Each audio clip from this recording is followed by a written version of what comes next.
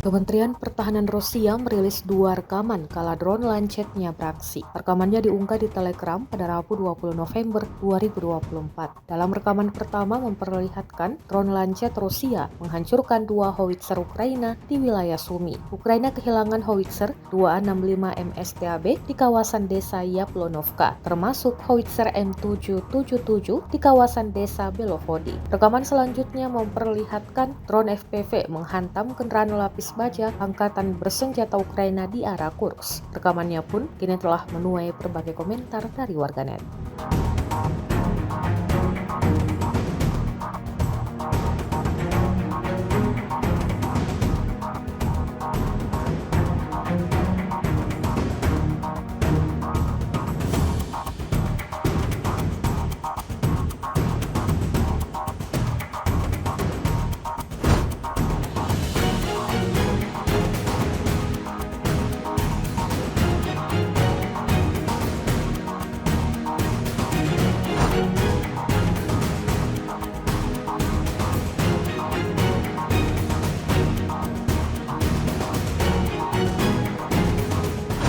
Download Tribun X sekarang, menghadirkan lokal menjadi Indonesia.